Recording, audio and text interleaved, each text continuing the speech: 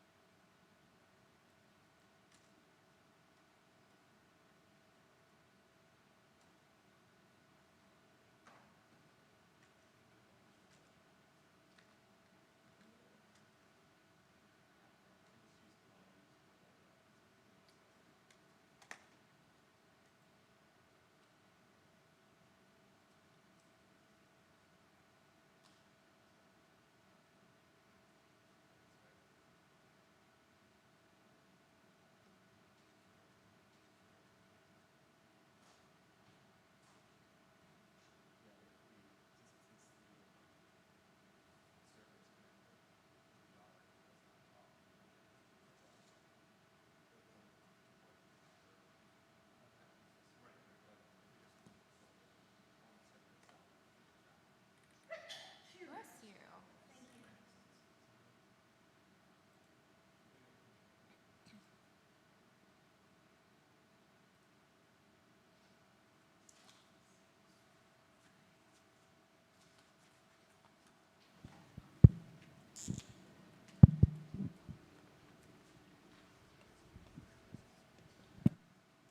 This wireless mic as well in case you want to move around.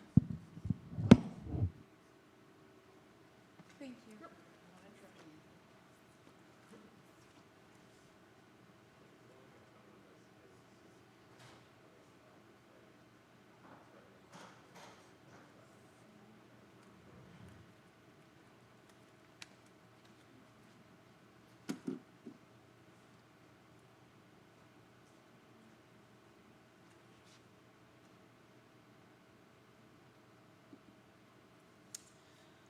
All right, well, it looks like we're just about ready to get started here. So welcome to everybody who is joining us for Engaging Your Audience. My name's Katie Kauffman. I'm from Norwin High School Library, and we're gonna be using a couple different programs today.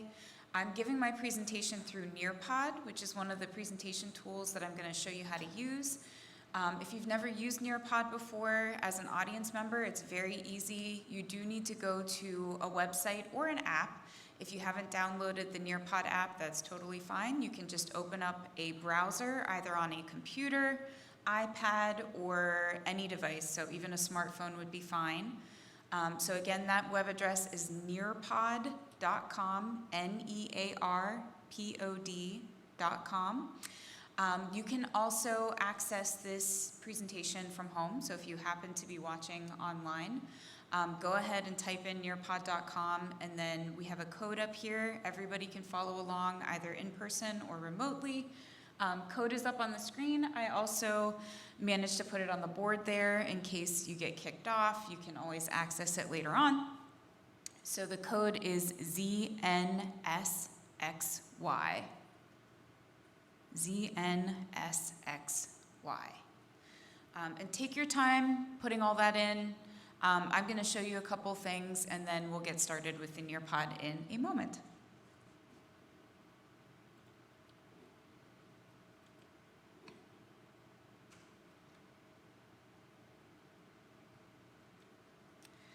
So I have recently gotten really into GIFs. I realized that I'm a little behind on the GIF train, but as I was thinking about this presentation, I was considering, why do I care about presentation tools? Why do I care about presentation methods? And I think this is one of them. I think we've all been in this situation before where we've been in a presentation and we've nodded off just a little bit. I was a student at Penn State University for my undergraduate degree, and in those classes of 400 people, it was really easy to nod off every now and again, especially with those PowerPoints that were pretty incessant at that time in my life. So our goal today is to try to prevent this from happening, trying to keep our audience members engaged.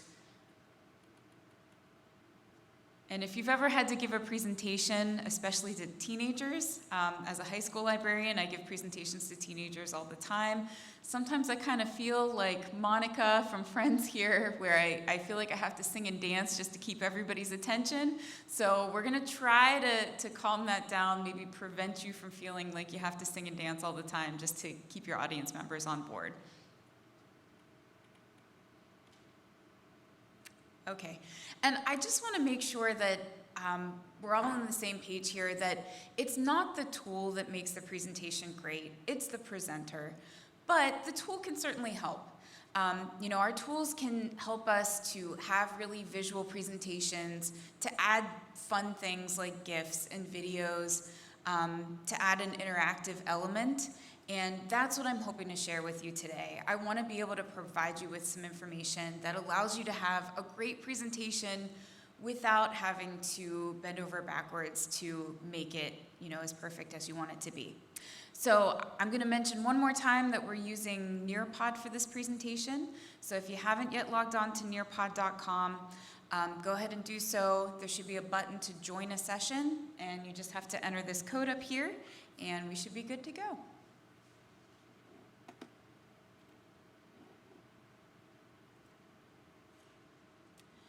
Okay, so audience members, I'm gonna put you on the spot here. If you're not sitting near anybody, I'm gonna ask you to move. I know, that's the worst thing to do at 8 o'clock in the morning, to make you move. But as librarians, I know that you're all experts in your field, and so I wanna hear your perceptions of presentations already. So I'd like you to briefly discuss with a neighbor either a great or not so great presentation that you've experienced as an audience member. So I don't want you to have to self-assess at this moment. I want you to just assess a presentation that you've seen.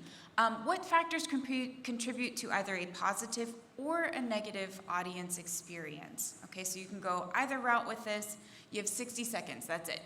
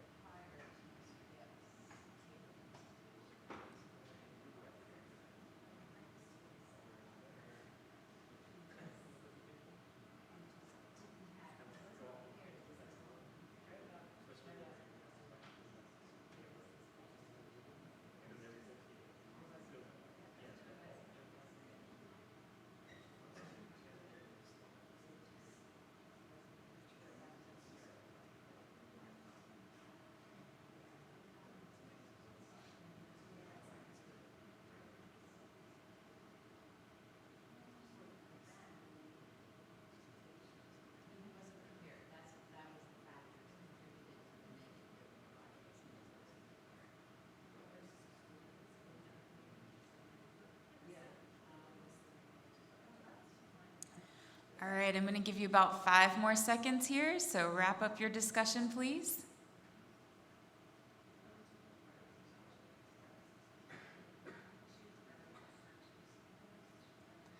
Okay, and I'm sorry to cut you off. Hopefully you'll get a chance to complete your discussion a little bit later on, but I do want to hear what you had a chance to talk about. So I'm just going to point at each group, and maybe you can tell me one thing that you discussed, either positive or negative, about presentations. So let's start on this side over here. Give us one thing that you talked about. I had a positive experience because the presenter was humorous. Excellent. So if you weren't able to hear, she said that she had a positive experience when the presenter was humorous. And that's a great tool to use. And that goes back to the idea of it's the presenter, not the tool, that really makes the presentation great. So thank you for that. In the middle here. We said that sometimes a negative experience can be when you go into a presentation expecting one thing, but really what's presented is something not what you expect. So it's billed one way, but what's presented is actually not living up to that expectation. Great. Yeah, you want to make sure that your descriptions match your presentation, that people's expectations are managed properly, and that people are getting what they need out of your session. So great. Thank you for that. In the back. Well, as a negative, she said that people that just reiterate what's on the slide, like go through a PowerPoint and read it without really adding much to it on a personal level. Okay, great. So that comment was, as the presenter, your audience certainly expects you to elaborate on whatever you have on the slide. The slide should help to enhance the presentation, maybe with visuals or a little bit of text so that people have some notes that they can jot down. But in the end, you don't want to just read everything off of your slide. Great. And then up front, do you guys mind giving me one more?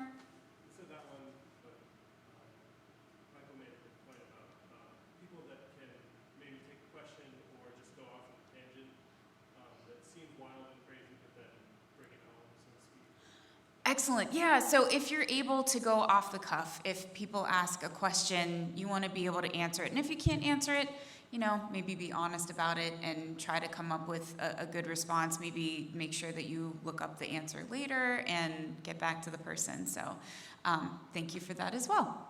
All right, so we're going to keep moving here in Nearpod. I'm going to switch mics here. I hope this works for you. So as you can see on the schedule today, we have an introduction to a few presentation tools. We're going to run the gamut here. So we're going to work on Google Slides, which some of you might already be experts in, so I won't spend a whole lot of time on that one if that's the case. We're going to talk about Prezi, and then we're going to finish with Nearpod, which is the tool that we've been working through already today. I'm going to show you some example presentations. Make sure that you know what these tools can look like in the end. We'll do a brief step-by-step guide. So I do want to give you the skills today to be able to go back and create these presentations today, if necessary. We will have a couple discussions interspersed because you are expert librarians. You're in the field. I want to know what you need help with and what you are already doing well and what you already are excited about. We will have time for independent exploration. Because we are being filmed and this is streaming out there in webland as well, we're actually going to keep the exploration towards the end of the presentation. So we'll have a nice chunk of time at the end where you can pick a tool. Maybe you're not a big fan of Google Slides, but you love Prezi, so you can sign up just for a Prezi account. You can spend at least a half hour starting a presentation, coming up with those roadblocks, asking questions, working with people in your group or maybe other people that are not in your group, getting ideas. So we'll have plenty of time for that. And then we also have a little bit of reflection time and prizes. So we're going to keep going here. Any questions before we move along? Okay. Now, hopefully you had a chance to get onto a device. Any device will do. I do have some interactive elements, which is why I'm hoping that you have at least a smartphone with you. That would be perfect. I do have a poll question for you just to kind of guide our direction with our presentation tools today. So I have a question about how comfortable you are with Google tools. Is this something that you're already an expert in? Is it something that you want to learn more about? Take a look at your answer choices. And as you're answering here, I just want to point out one of the really neat features of Nearpod. In the lower left-hand corner here, you'll see that it says that I have 9 participants. Okay, and what's really neat is I can tell who's actually on board with me right now. And I know some of you have multiple devices that you've logged in on. Maybe you're planning to use one to actually create a presentation, and maybe you're following along with the Nearpod on another device. So I'm not calling anybody out. But if this were a presentation I was doing, especially with teenagers, where I constantly need to check that everybody's on board with me, you know, I could see here, Regina, I see that maybe you got kicked off of the network. Do you need some help here? I usually try to spin it in a positive way. And sometimes students genuinely are kicked off of the network, and sometimes they're just doing something else on their phone. So that's a nice feature of Nearpod, that I can kind of see who's still with me and who's having a little bit of trouble there. I have logged in on the instructor view here, so I can also see who's answered our question. And once I start sharing people's answers with you, we can't have anybody else complete the poll. So I'm going to give you a heads up that I am going to move on in a second here. So if anybody else wants to lock in a response, now is the time.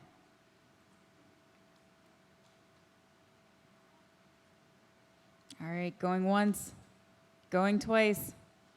Okay, so let's take a look at people's answers.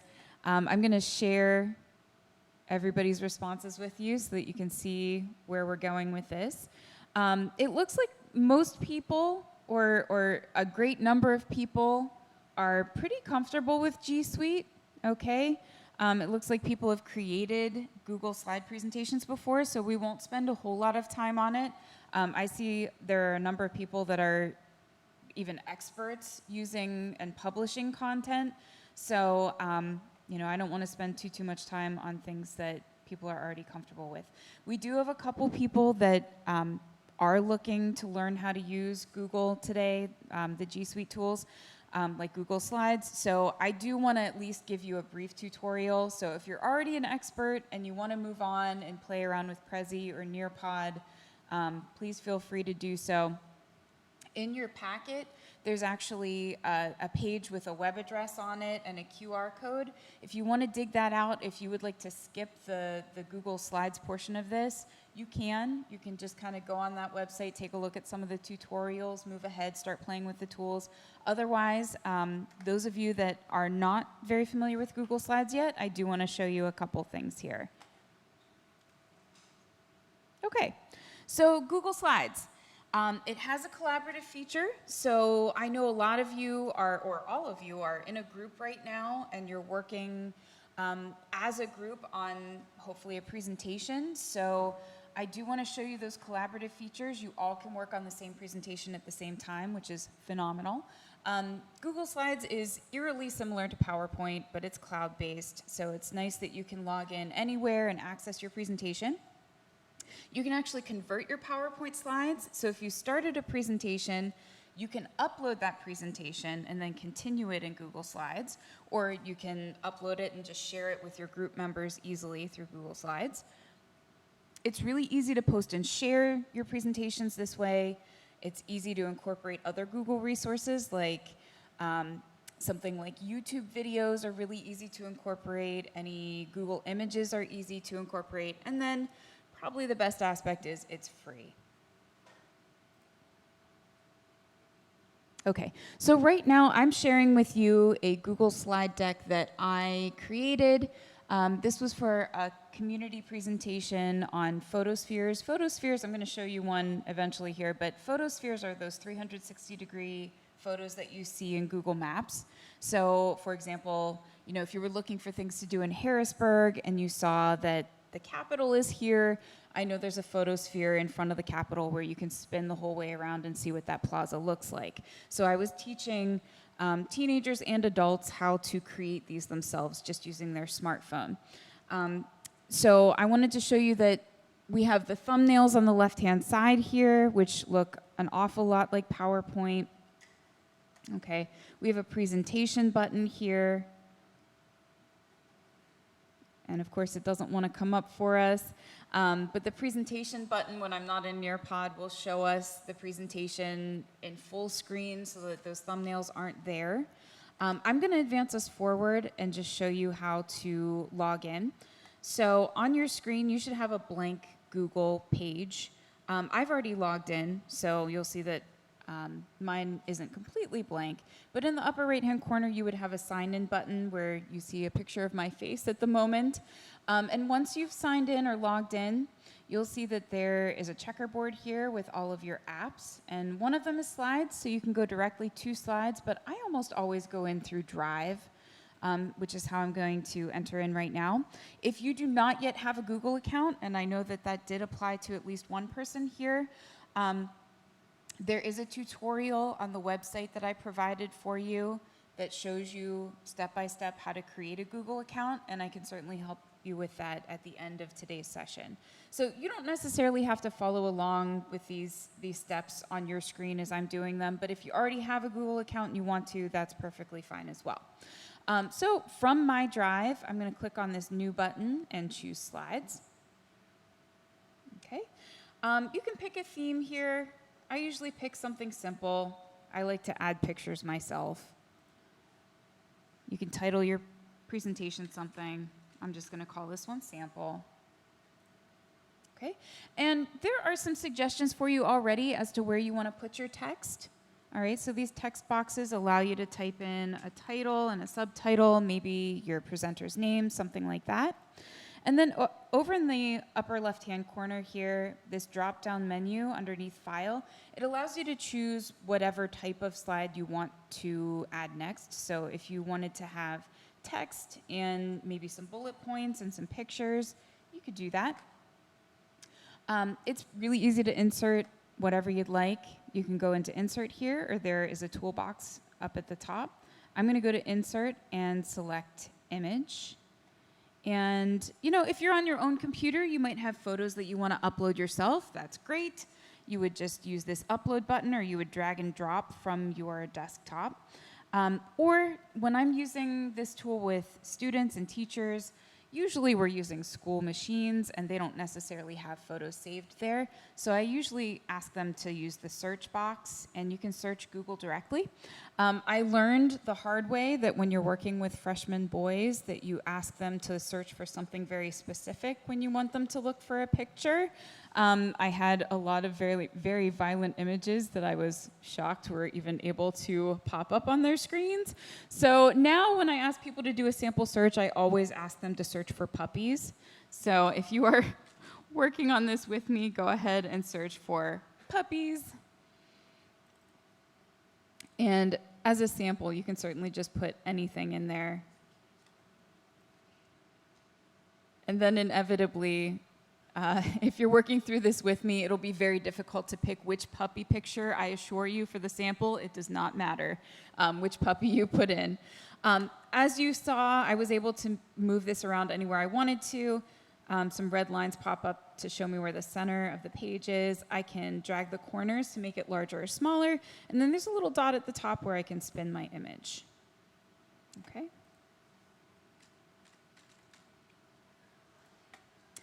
Similarly, as with the photo, I can add a YouTube video. So I go back up to Insert, select Video, and I usually tell people not to search directly from Drive. You can, but I think it's easier to preview the videos outside in YouTube. So I'm going to open up another browser tab at the top and go to youtube.com.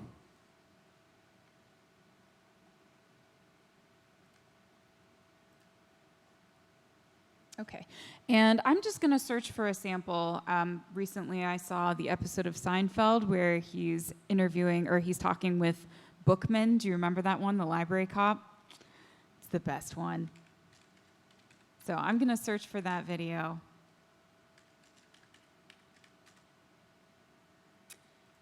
And I would preview the entire thing before I put it in there. You also might want to check out what kind of ads are popping up for you. You know, again, if you're working with teenagers or adults, you might not want, you know, an ad for sexy biker chicks to pop up or something like that. So if I've previewed this entire clip, I would go underneath the video and select the share button. Okay, and once I've selected the share button, a YouTube link pops up for me. I can copy it Okay. And then instead of searching where it says insert video, I would select by URL. I would paste it either by right-clicking or hitting the commands for it. And if I have a thumbnail that pops up of the video, that means that I copied and pasted it properly. I'm going to select this. Goes onto my page. I can move it around, make it bigger, smaller. And it won't play in edit view. I have to actually present for that. But then I can play my video directly from my slide. Okay. Any questions so far? I know I'm going pretty quickly because a lot of people were pretty familiar with this already. Okay. The final features I want to show you are good ways of discussing this stuff with your group members. So if you're working with multiple people, you want to hit the share button in the upper right-hand corner. You're going to type in their email addresses, or if you're all in the same room, you're all working at the exact same time together, you can just pass around a laptop, have everybody type in their email address. The default is for them to be able to edit. So if you want them to work at the same time, make sure it's selected that you can all edit.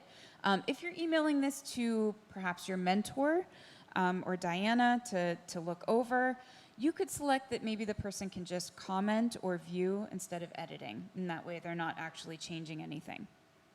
So you would enter those, click done. Okay, so if I've shared this with other people and we're all working at the same time, we may want to comment on what everybody has been putting into these presentations. I usually urge group members that maybe instead of deleting somebody else's work, perhaps you can just comment on, if something seems off or you like what somebody did. If this were a presentation on libraries, I might highlight this picture of a dog and click on the comment button and say something like, how do dogs pertain to libraries?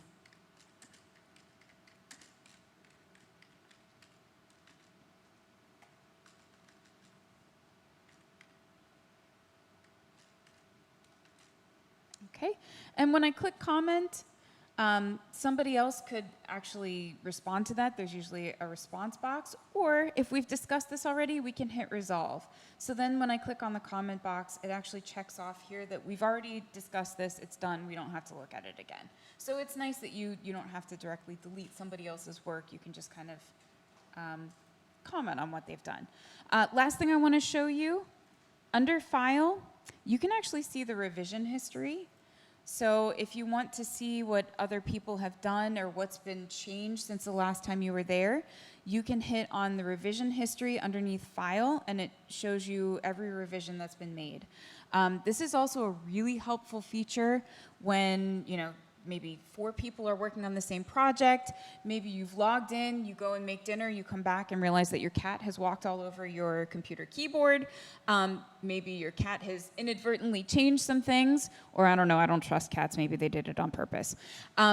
So you can actually go back and you can go back to your history and you can revert to another version. So whatever cat has changed, you can just delete all of those edits. So now we're back to what I did at 8:34 a.m., which wasn't a whole lot. So that's been an exceptionally helpful feature as a teacher librarian. So if you're an instructional librarian, that might be really, really helpful for you. Okay, any questions on Google Slides? Super similar to PowerPoint. I believe PowerPoint now has a collaborative feature also. I'm not going to cover PowerPoint because I think a lot of people are pretty familiar with it, but there is a cloud-based version, and I think everybody can collaborate at the same time if you're interested in using that tool.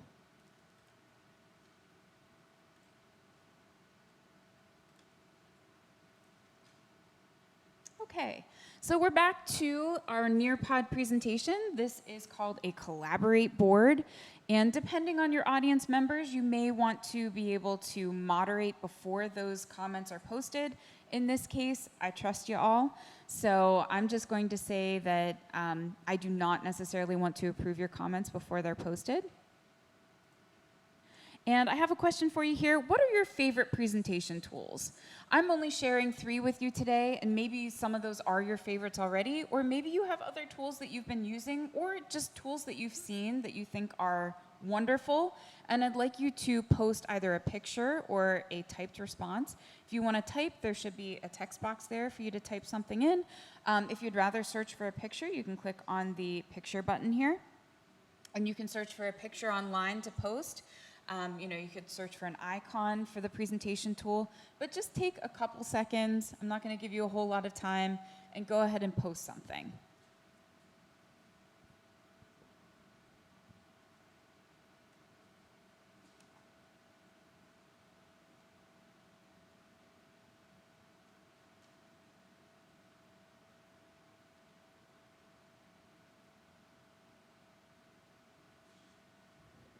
All right, I'm going to give you a couple more seconds to post some of your favorites, and we'll start talking about a couple of the ones that are already up here. So Pear Deck, Amy, can you tell us a little bit about Pear Deck?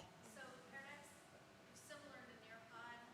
One of the things that I like about Pear Deck is that you can import a Google slide presentation, and then you can go back through and you can do PowerPoint by uploading it to Google Slides, through an already completed presentation, and you can insert questions, or a thumbs up, thumbs down type of response, or a how are you feeling, type any kind of response, and your audience can respond to whatever question you're asking that has to do with your presentation. So it's interactive in any way that you want it to be interactive, just to kind of make sure that your audience is with you at the time.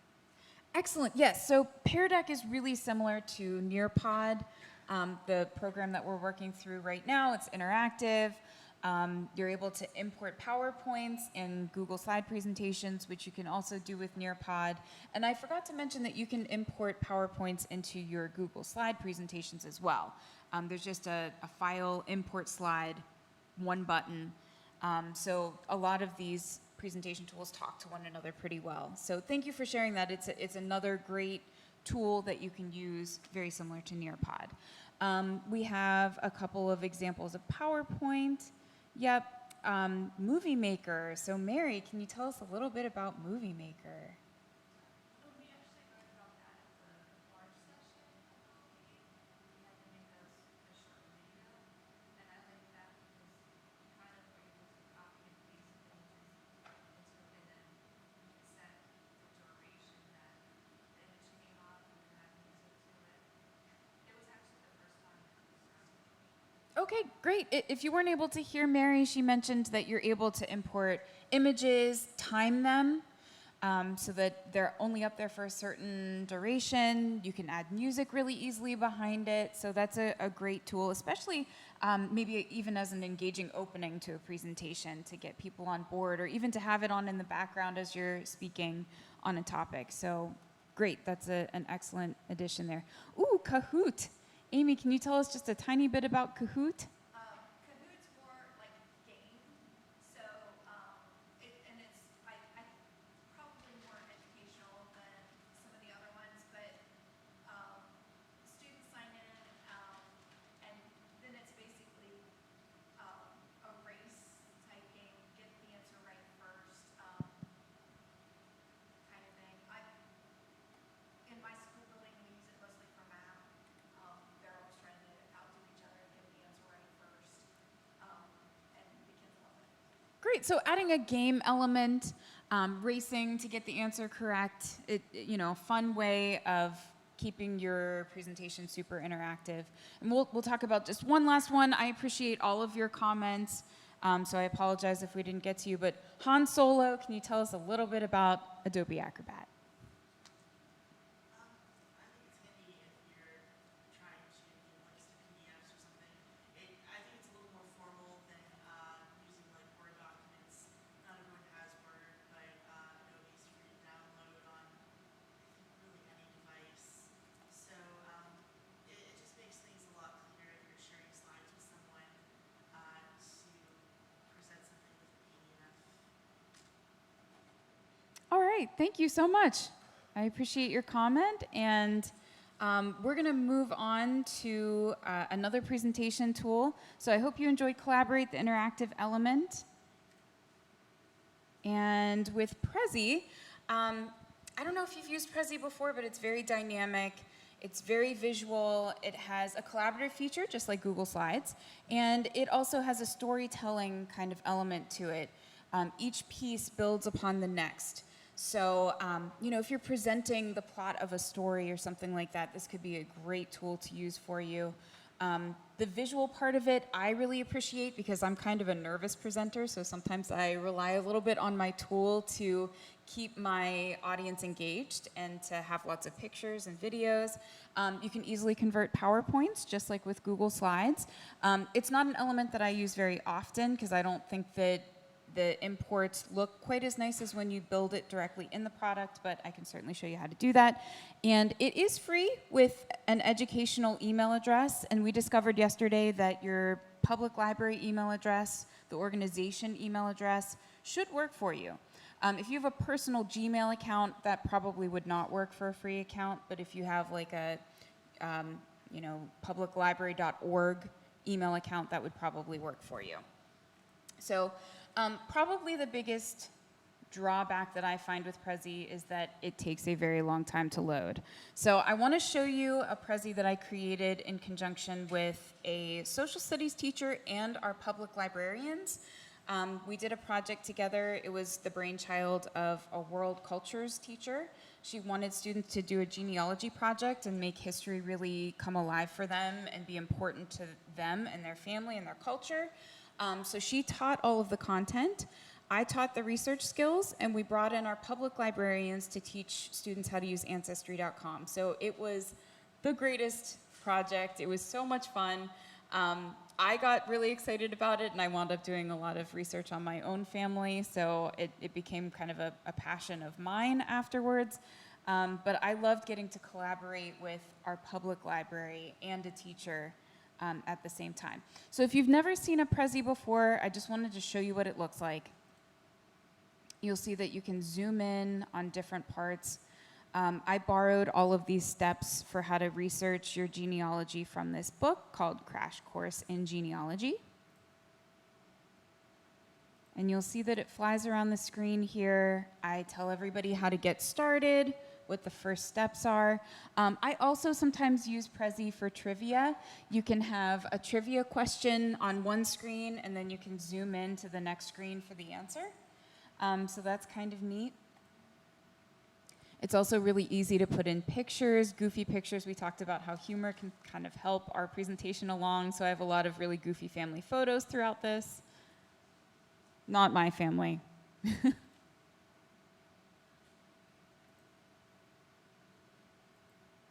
And I just continue to go through the steps. So something like this, it's easy to have a story that moves forward. This isn't so much a story, but step by step, you can see me kind of progress along the tree branches. I can put in some URLs that I want people to be able to click on. And I'm not going to necessarily share with you the entire presentation. I just wanted to give you an idea. I should mention that sometimes people get dizzy while they're watching these, so you want to keep that in mind. Keep your audience members in mind. Great for teenagers and little kids. Maybe not so great if somebody has issues with getting dizzy, so you always want to have that in the back of your mind. Okay. So getting started with Nearpod. Getting started with Prezi. So there are two different versions. We have Prezi Next and Prezi Classic. I'm mostly going to be sharing with you Prezi Classic today. In the upper right-hand corner, when you click on the Get Started button, it's going to take you to some pricing. You'll notice that none of these automatically say free. So you want to make sure that you get yourself to that free screen. It's $7 a month. With a free trial, but if you scroll down underneath the pricing options, you'll see that there's this tiny little space here that says for students and teachers, learn more, and then it makes the $7 a month standard version free. So that's where you want to sign up. I already have a login, so I'm going to go ahead and log in. Give me a moment here.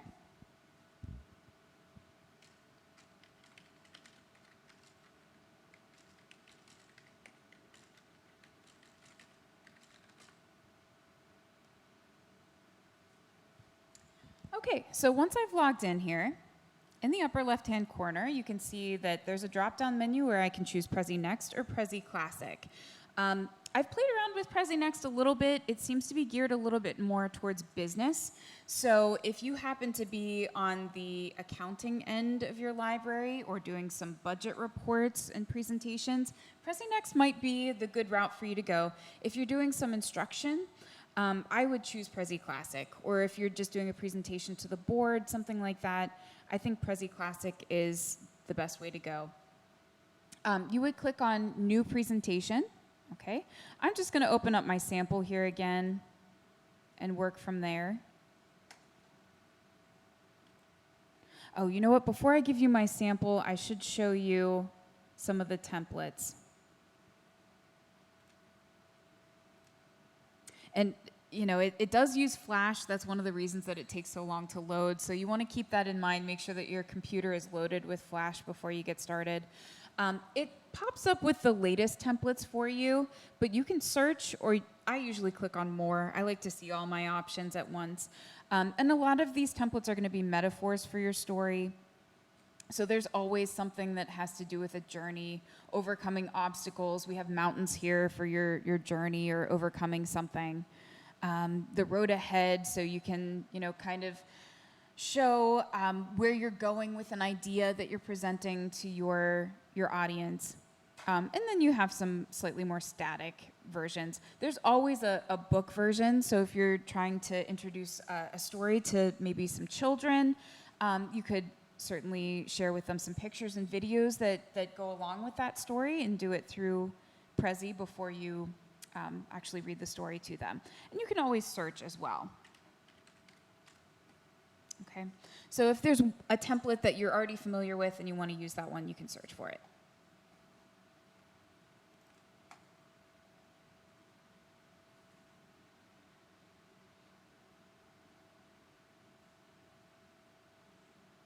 Okay, so once your template has loaded, there are some spots already suggesting where you should put some text, so you can certainly add text there. You would need to add a title as well before you can share this with anybody else. You also can just add text anywhere. So if you click somewhere, a text box will appear for you. Once you've added text, if you click on that text again, a little hand pops up, and if you click on the hand, you can move that text wherever you like. We also have the corners you can drag to make the text bigger or smaller. Just like with Google Slides, there's a little dot where you can click and turn the text to make it look a little bit more like a collage, something to that effect. We can also use the plus and minus signs to make it bigger, smaller, or edit that text and delete it.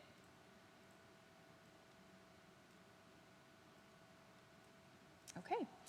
We can also insert images. So up at the top under Insert, I'm going to select Image. And since this is not my computer, I'm not sure what pictures are already available for us, but we'll see. Nothing available at the moment, so I don't have any pictures that I can insert, but you could just go to Insert, Image on your own computer, or maybe download a couple pictures ahead of time, you know, search and save them. But we can insert a YouTube video, so it's going to ask us for a link. And we've done this already with Google Slides.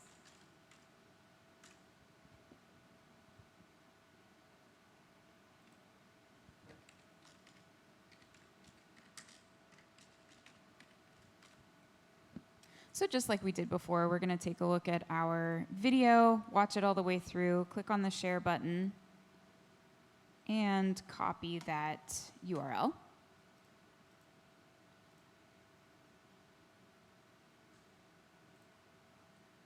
Okay, so where it asks us to paste our YouTube link, we're going to go ahead and do that and insert it. And if you did this with an image, it would look very, very similar. And just like with the text, we can make it larger, smaller. And I want to show you that right now, this video is not added to my path along the left-hand side. These thumbnails represent what I zoom in on. So with this video here, if I want to add it to my path, I can, at the bottom, underneath the thumbnails, click on Edit Path. And all I have to do is click on this, and it'll be added to those thumbnails. Okay? It's always added to the end. If I don't want my video to be at the end, I can click on it and drag it somewhere else in the presentation. Okay, so you can change anything that you want to change in this presentation. If I want to go back to editing the presentation itself and not just editing the path where I'm flying, click on Edit Path again, and all of that disappears for me. Usually at some point while I'm building this, I like to click on the Present button. And if you get kind of lost in your presentation, there's a Home button on the right-hand side. Because I'm zoomed in now, I don't know where I am on the presentation. If I hover on the right-hand side and click the Home button, it'll take me back to that full screen effect. But I can click on the arrows and just kind of click through this path and see where I fly. And if I'm happy with where my video is placed, I can keep moving. Okay, and I click on the Escape button just to get me back to the home page. If I want to zoom in and edit some text, I can click on one of these frames, zoom to frame, and add in my text.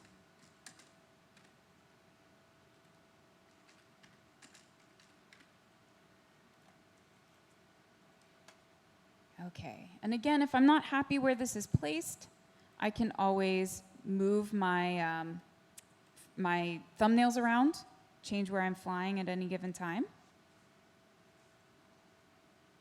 I can also add frames. So if I like these frames that are already set up for me, I can add additional ones.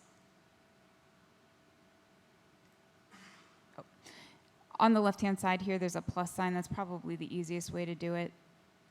Okay, and I can move this around wherever I want.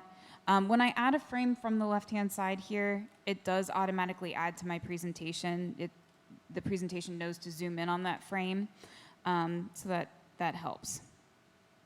I don't necessarily have to edit my path.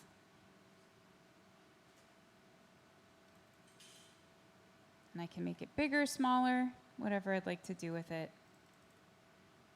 Move it around. I can change what the frame looks like. You have all kinds of possibilities here. Okay, do you have any questions about Prezi so far? Okay. Before we move on, I do want to show you that there is a share button. I mentioned that you can collaborate. I also mentioned that you can import a PowerPoint.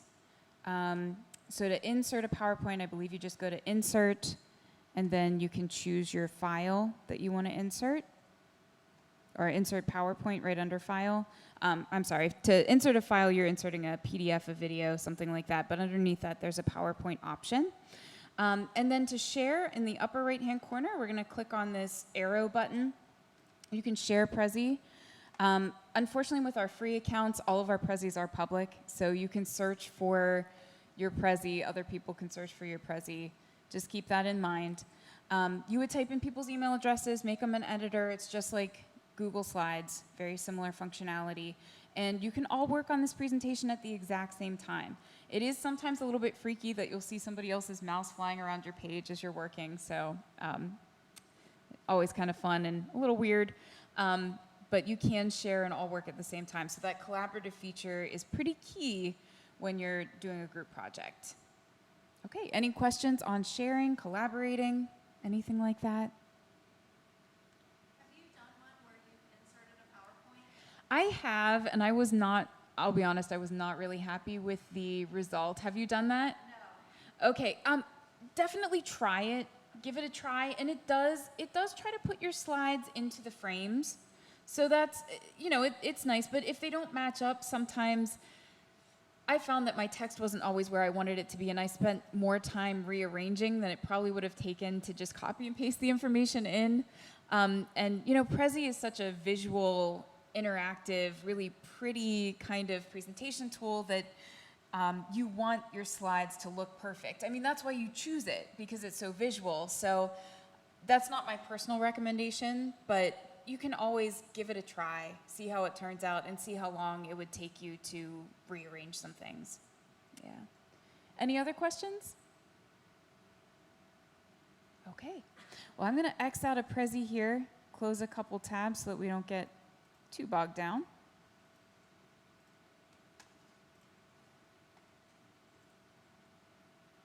Okay, so we've got another Nearpod feature here.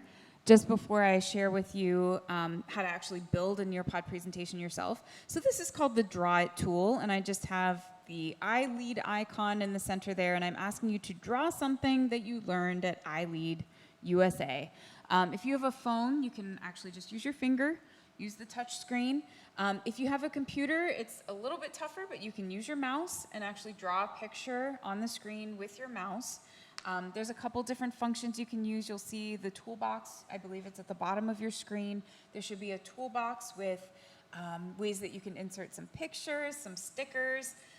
There should be a marker, a crayon, an eraser tool. There's a back button, so if you draw something that you don't mean to draw or it doesn't look the way you want it to look, you can always hit that back button. But I'm going to give you just a minute to draw something that you've learned. It could be at the March session, this session. Does not have to be in this particular workshop. It could be any of the workshops, but go ahead and draw something that you've learned.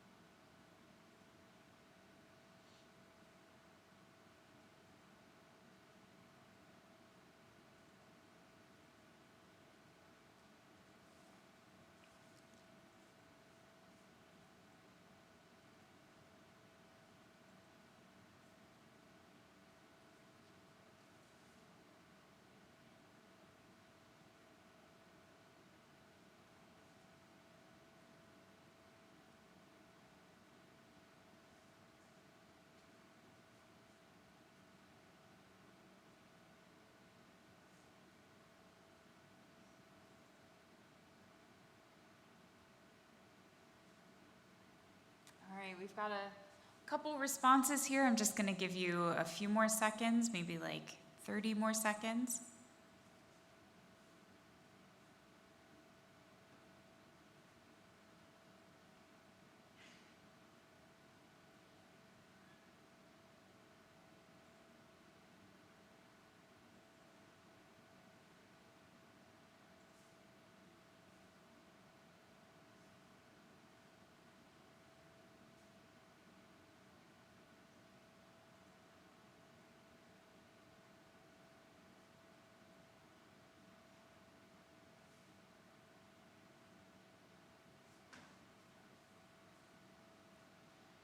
I see some of our pictures are very abstract, so I'm excited to hear your explanations.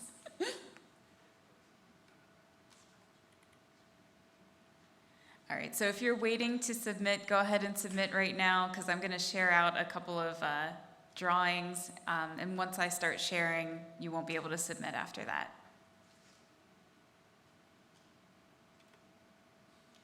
All right, so Michael, I think I have an idea of what you're sharing here, but if you could explain your drawing just a little bit. It's the Nearpod logo. Nicely done, I like it. And I can actually share this out to your screen. So if you don't have a screen in your library, you could just have devices out that everybody's using.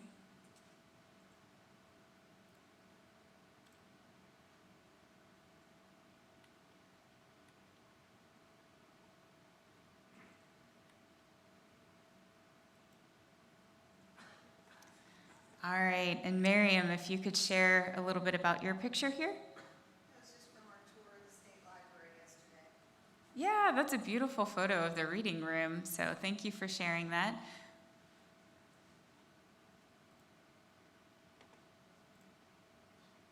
That's me.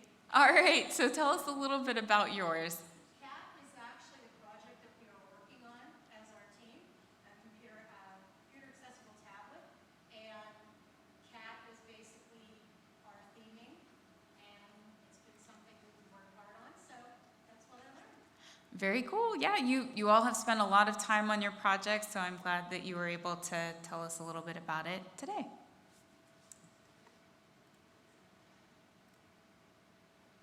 Okay, so let me tell you a little bit about Nearpod. I'm going to switch mics here. Too many mics. So Nearpod is a very engaging, interactive presentation tool. It has polling, drawing, field trip features. I've showed you a number of the features that I often use. You can convert PowerPoints, slides, PDFs. You gather instant data. That's probably my favorite part. Especially being an instructional librarian, I can immediately find out who's with me. I can immediately figure out, that many of you were already pretty proficient in Google Slides, so I didn't want to spend too much time on that particular tool. So the data feature is incredibly helpful. I actually use it a lot to push out links to my audience members. I'm using it more and more. I started out just using it in instruction with teenagers. I used it out of necessity. I have a classroom or a conference room in my library, and I didn't want to book that up for myself. Other people were trying to book it, so I was able to use my iPads and just push out my PowerPoint presentations to my students on their screens, on their phones and iPads. So I started using it out of necessity, but then I realized that it was way more effective than the way that I'd been teaching previously. When I'm teaching research, I'm able to, instead of students automatically going to Google, I can push out a database link to them. I can push out Explora.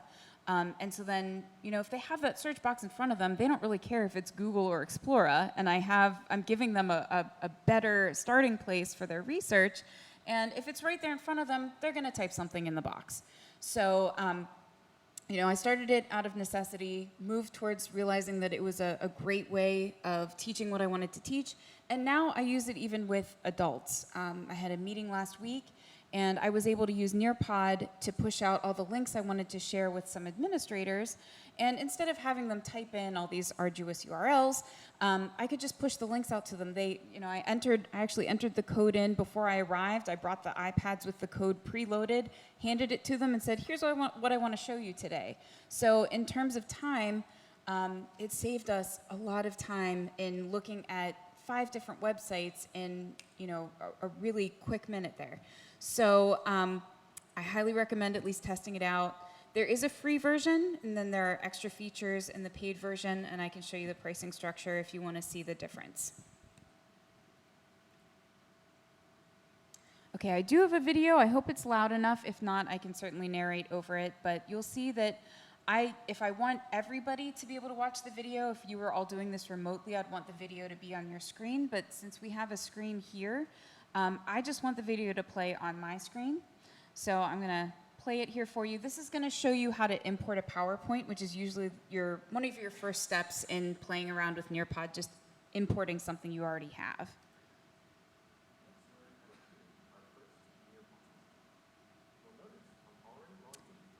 Okay, not super loud, so I'll narrate for us.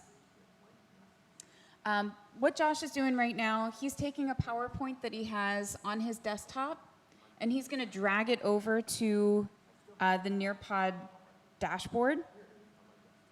I'll give him a second to do that. And you can do something almost identical with Google Slides. So if you wanted to collaborate with your group members in Google Slides and then import that collaborative project into Nearpod, that's great.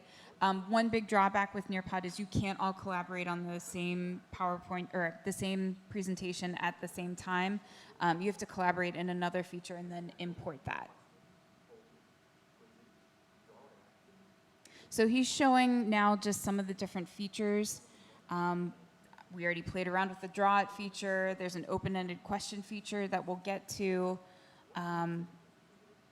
There's some field trips that we're going to get to take a look at in a moment here, some 3D images, especially if you're doing STEM. I can show you some of the STEM images that you can upload into your presentation.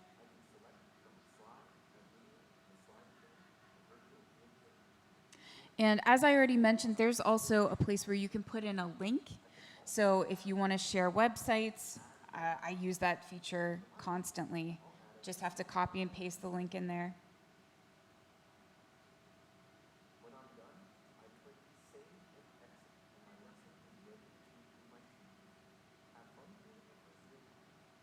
Okay, so I'll get out of this presentation and be able to show you a little bit more clearly exactly what we're taking a look at here. So before I switch over, I did want to share with you one of the field trips. This is uploaded directly from Nearpod, so they partnered with 360 Cities. And if you have this on a laptop screen, it might be moving for you like mine is. If you have this on your phone, you can actually spin around and the image will spin with you, which is pretty neat. Any idea where we are right now? Yeah, we're in Machu Picchu. And I can actually spin this a little bit quicker. You can see there's some tourists hanging out.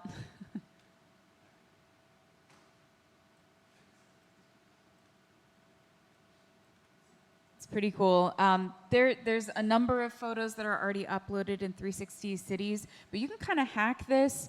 I know that I've added just some photospheres from Street View or even photospheres that I've created. I can upload those into Nearpod with just the web address.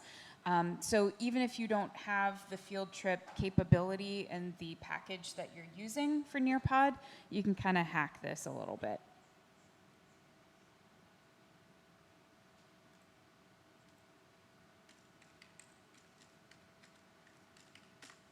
Okay, so I'm going to show you just a couple different features that we didn't get a chance to take a look at yet. You learned how to upload a PowerPoint.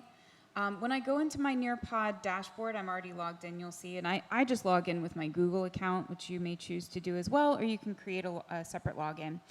My library is where all my presentations are stored. If I go to Explore, there's a number of free presentations and paid presentations that I can search through. You can see that Common Sense Media partnered with Nearpod, and they have a bunch of presentations already uploaded for you. So if you wind up needing to do some kind of digital citizenship instruction or presentation, it's already there.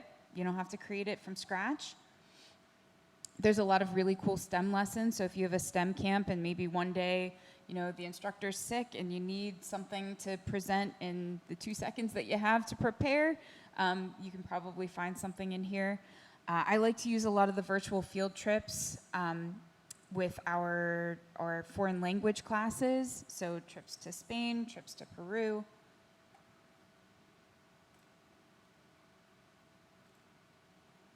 And then, you know, if you're engaging an audience, they just have to click on this join button. I like that they don't have to create an account to participate. They just have to type in a code, which I have on the board there. Or, you know, you can create your own presentation. I don't use a lot of PowerPoint anymore. So often when I am creating a presentation, I'll create it in slides, and then I'll upload the files here. You'll see slides is one of the options. There's other options available as well. I don't find the slide creator in Nearpod to be very pretty, so I never use it. I'll be honest there. I don't particularly like their blank slides. I can show you one. So you can't really change the layout. You kind of put the text up here and then add something else down here. I find it just much more user-friendly to start in Google Slides. You can use other presentation tools to start with as well, but that's kind of my go-to. So I'll create in Google Slides and then drag things over. Somebody mentioned yesterday that it was difficult to add images, or you couldn't search Google Images from Nearpod. But again, if you start in that Google slide, you can do all of the Google capabilities in Google Slides and then upload that presentation here. You can collaborate with other people and then very easily convert it to a Nearpod presentation. You can add your slides just by clicking here. I think Josh already showed you how to add a URL, but I did want to show you some of the cool activities. I mentioned some of the STEM 3D imaging. Oh, that's under Add Content. So when I go to Add Content, I can click on Nearpod 3D. We've got an animal cell here, cardiovascular system. I kind of like the shark. And I'll just make this big for a second. You can move the shark around. You know, if you've talked to some students about the different parts of a shark, the fins, you can show them this. They can actually move it around on their screen, so it's really interactive. Then I could see reading a shark story, talking about Shark Week, talking about how Phelps just raced a shark. and how disappointing it was that he wasn't racing him live.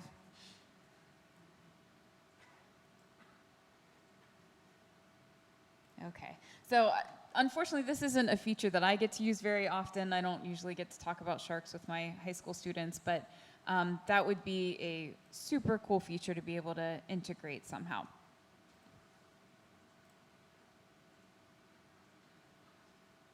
Okay, do you have any questions about Nearpod? So you can drag the presentation over, you can click the upload button, you can add all kind of fun features. And it's pretty simple. Got it covered?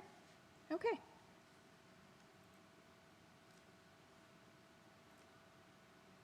So I do want to give you some time to independently explore.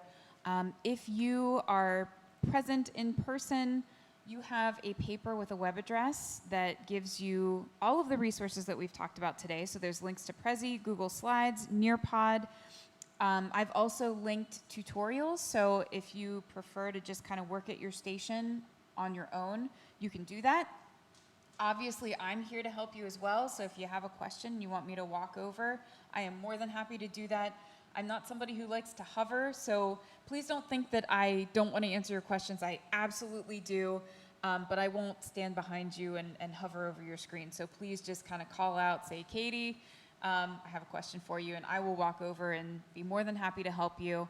If you are at home, you can access this web page with all of these tutorials as well.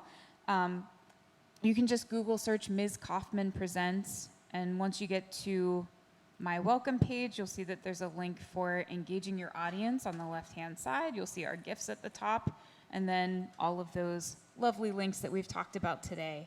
Any questions before I give you some work time? Okay, so here's your assignment. Pick one tool, any tool. It can be one of the ones we talked about today, or it can be something that somebody else mentioned that you want to play around with, and start creating a presentation. Or if you have a PowerPoint, go ahead and convert that to something else and just see what it looks like. We've got, let's see, we have plenty of time. I believe this session is over at 10:15, something like that. So I'm going to give you at least a half hour to play around with these tools, and please call out to me if you need some help. All right, have fun.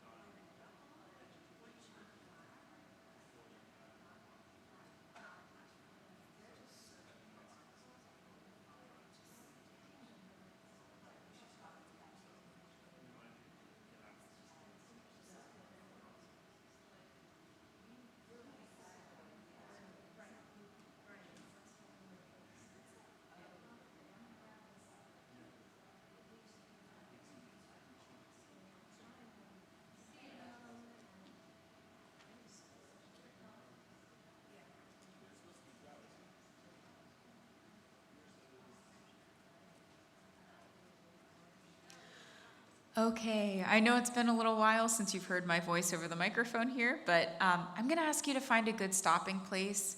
Save whatever you've been working on. Um, Anything in Google Drive will be saved automatically. Prezi, there should be a little save button. So go ahead and find that save button if you're in Prezi. Nearpod, same thing. There should be a save button that you can access. So go ahead and find that save button. You don't want to lose anything that you've been working on. I'll give you a minute to finish that up, and then we'll finish up our session here so that you can make sure that you can get yourself to the next one.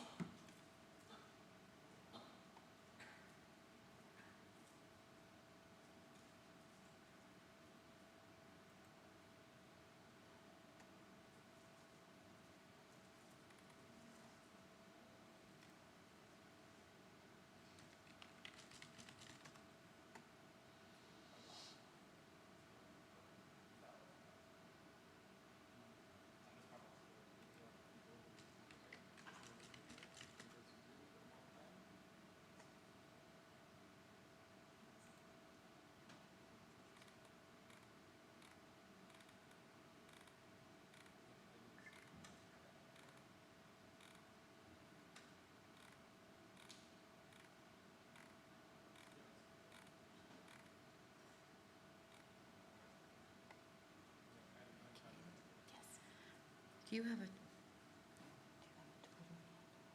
I do. So I don't want to do the wrong. So it's at Ms. K. Kauffman. Okay. You have a hashtag there. So people can find you by the hashtag. Yeah, yeah. So it's at Ms. K. Kauffman.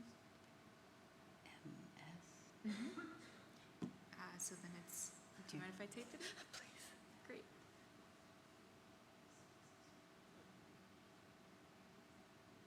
Okay. Thank you. So that's me. Thank you.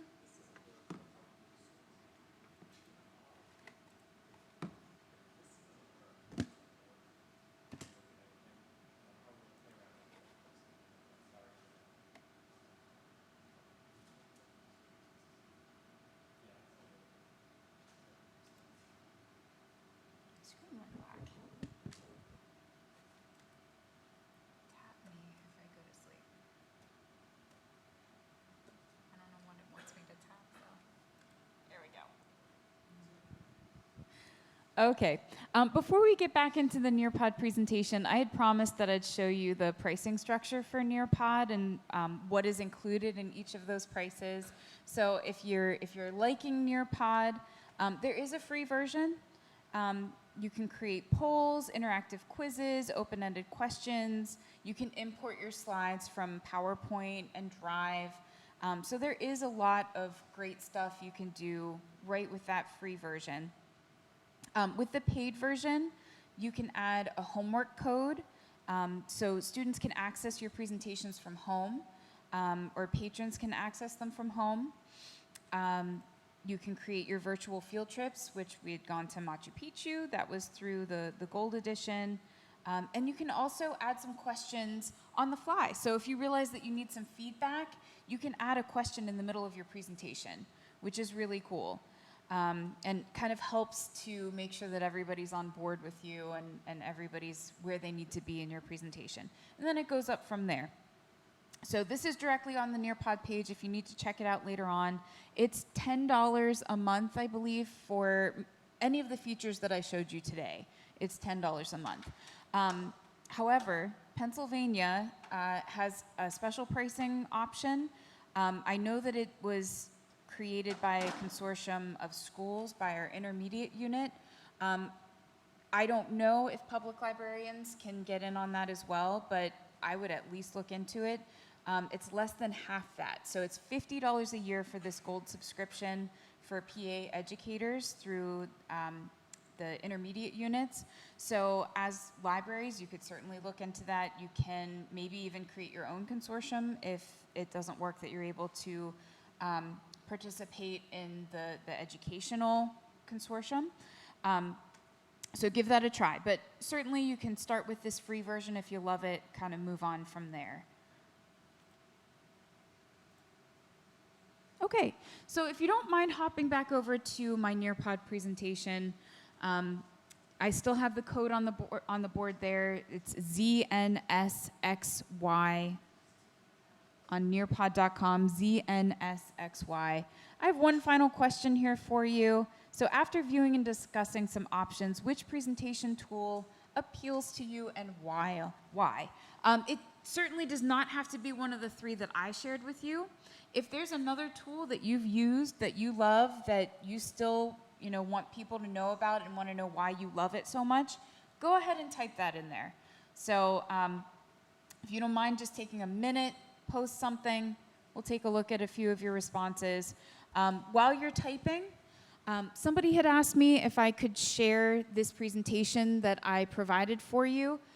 There is a homework code that I'm able to provide for you. So the student paced code is TRMPY. I did not write that code myself. It was generated by the computer. So if you would like to access this presentation later on, you can. Unfortunately, the code only stays good for 29 days, less than a month. So it will disappear after that. But if you wanted to jump back into my presentation over the next month, you can. As you're typing your responses, I want to remind you that this website that I provided for you, it's a web address that's included in your packet. There's also a QR code if you wanted to scan that web address into your phone. This stays here. This will not disappear. If you scroll past all the goofy GIFs, I just want to remind you that I have links to Prezi, Google Slides, and Nearpod. So maybe 3 months from now, you realize, I have to give a presentation. I want to try something new. I kind of remember that we did something at iLead. These links are always going to be here, but more importantly, I also found some tutorials for you. So they're all pretty brief tutorials, just a few minutes. It reminds you how to use the tool. Some of them go into advanced features that I didn't have time to go over today, so you can certainly take a look at some of those as well. I even posted some examples of presentations, so if you don't remember what Prezi is and you just want to see what we had talked about, what one would look like, I have an example here for you. So I didn't put together a packet of print materials for you since everything we did today was digital. I prefer to push out the URLs, which is why I just posted them on a Google site for you. So this will always be here for you. Please use it. And if you are interested in contacting me, I did include in your packet my email address. I also included my Twitter handle. I am at Ms. K. Kauffman, at Ms. K. Kauffman. I've also posted some things with the iLead 2017 hashtag. So if you can't remember my Twitter handle, you can always search the iLead hashtag that Diana gave you and find me that way. But I'm always happy to talk to you. I love connecting with people. I love hearing your ideas, things that you're doing. So I'd love to follow you back if you'd like to find me. And I'm going to switch back over to our Nearpod presentation, take a look at some of your responses. So you have 10 more seconds to publish what you've started.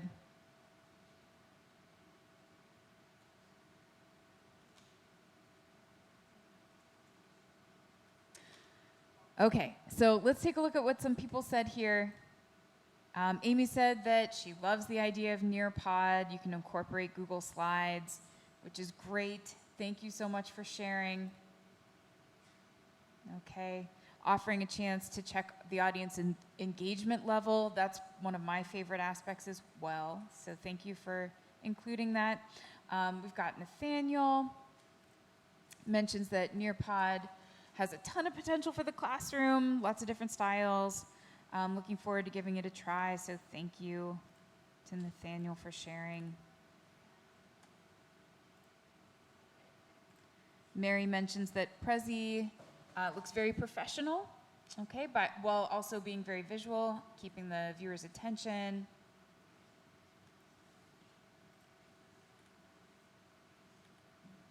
And I'm just going to get one more in here. Jacqueline mentions that Prezi's come a long way since it was first used. She's interested in trying some of the new layouts. Also kind of interested in Nearpod. Nice to have some different options. So thank you so much for sharing. I very much appreciate it. And I do have a couple of little prizes that Nearpod has provided for us, so I'm just going to randomly point on my screen. If I call your name, stick around for a second, and I'll give you a small prize that Nearpod has provided for us. So right here, my finger is pointing to Nathaniel. I've got a lovely Nearpod pen with a flashlight on it for you. Give it a go again. And I've got Mary. So Mary, if you want to stick around for a second, I've got something little for you. And one more. And Janicki, I've got something for you as well. So stick around just for one moment and I can get those to you. Does anybody have any final questions for me before I let you finish up what you're working on and you can head on to your next session or take a break? Okay, thank you so much for participating. Greatly appreciate it. Have a fantastic rest of your day.